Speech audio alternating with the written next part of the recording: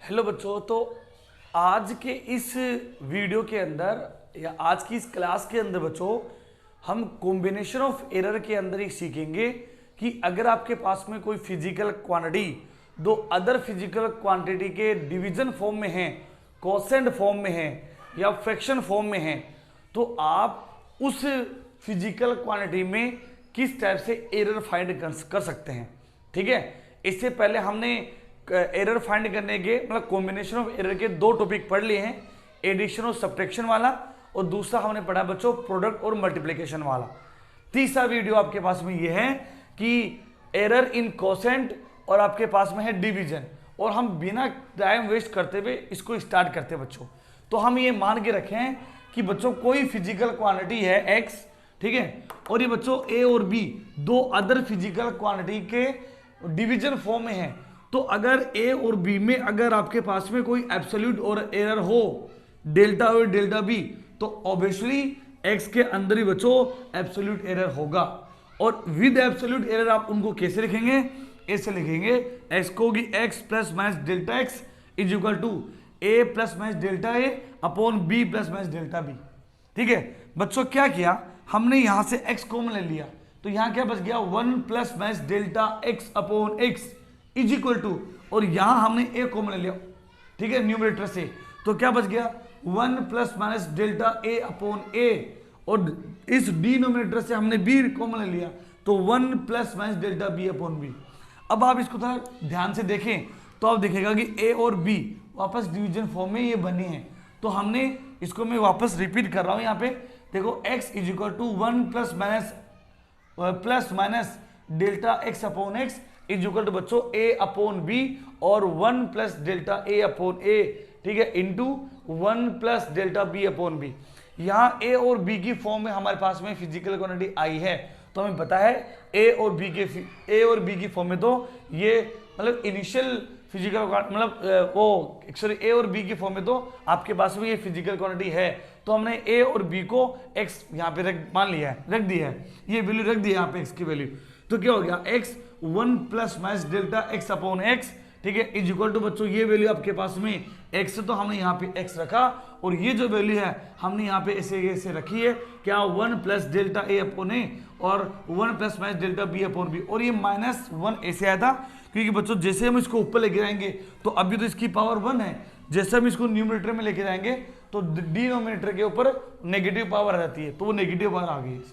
ठीक है, अब क्या किया बच्चों, हमने यहां से x से x काट दिया, कैंसिल हो गए, तो कैंसिल हो गया, तो आपके पास में क्या बच गया 1 plus delta x upon x is equal to 1 plus minus delta a upon a into 1 plus minus delta b upon b की पावर -1। अब क्या करेंगे बच्चों, ये वैल्यू ऐसे कैसे है, अब हम एक बार 1 plus minus delta a upon a को तो ऐसे रख दिए, अब हम ए 1 plus minus delta b upon b की पावर -1 है, इसको बाइनोमियल थ्योरम से ओपन करेंगे। कैसे बाइनोमियल थ्योरम बच्चों ऐसे होती है कि 1 प्लस एक्स की पावर अगर n है तो इसको लिखते हैं बच्चों 1 plus n x plus n minus 1 upon 2 का फैक्टोरियल और x square plus n minus 1 n minus 2, ठीक है, 3 का फैक्टोरियल और बच्चों एक्स क्यूब ऐसे।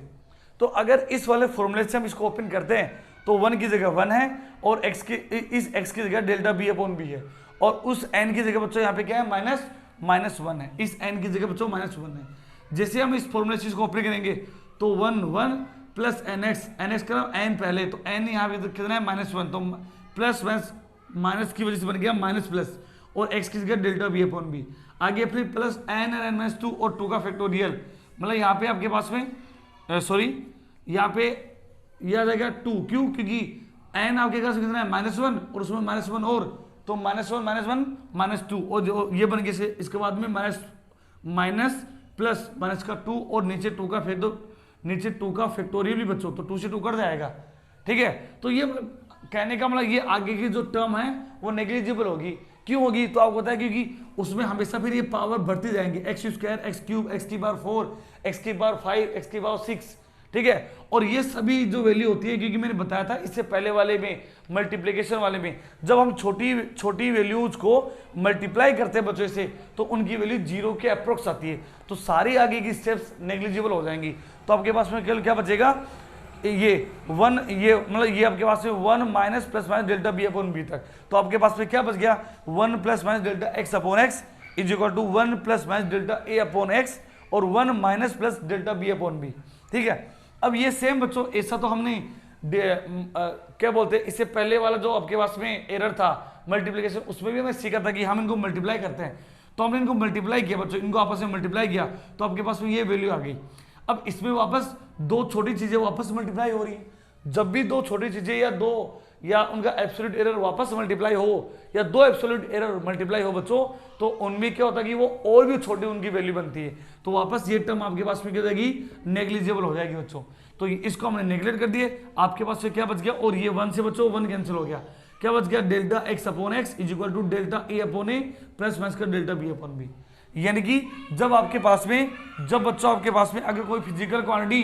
दो अदर फिजिकल क्वांटिटी के कोसेंट फॉर्म में हो, डिवीजन फॉर्म में हो, तो इस फिजिकल क्वांटिटी का बच्चों आपके पास में रिलेटिव एरर जो होगा वो इनके रिलेटिव एरर के सम के इक्वल होगा। ये ध्यान रखना है, सेम टू सेम बात यही बच्चों आपके पास से मल्टीप्लिकेशन या प्रोडक्ट फॉर्म में भी यही थी कि अगर आपके पास में कोई फिजिकल क्वांटिटी दो अदर फिजिकल क्वांटिटी के प्रोडक्ट फॉर्म में हो, तब भी बच्चों इस फिजिकल क्वांटिटी का रिलेटिव एरर इन दो फिजिकल क्वांटिटी के रिलेटिव एरर के सम के इक्वल आया था। और ऐसा ही बच्चों किस में आया आपके पास में, डिवीजन फॉर्म में। तो दोनों में ये सिमिलरिटी है कि इन दोनों के अंदर चाहे वो डिवीजन फॉर्म में हो चाहे आपके पास में प्रोडक्ट फॉर्म में हो, इस x के अंदर बच्चों जो रिलेटिव एरर होगा वो इन जो आपके पास में जो इंडिविजुअल फिजिकल क्वांटिटी है इन दोनों के इंडिविजुअल रिलेटिव एरर के सम के इक्वल होगा। तो ये बच्चों हमने एरर ऑफ कॉम्बिनेशन में आज के इस टॉपिक के अंदर हमने कोसेंट या डिवीजन फॉर्म में एरर का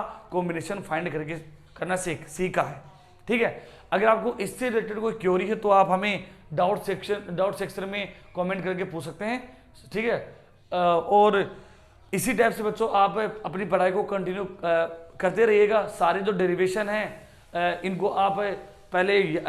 मतलब अपने लेवल पे अपने नोट्स को देखते हुए लर्न करते रहना है और इसको बिना देखे फिर आपके नोटबुक के अंदर ट्राई करते रहना है।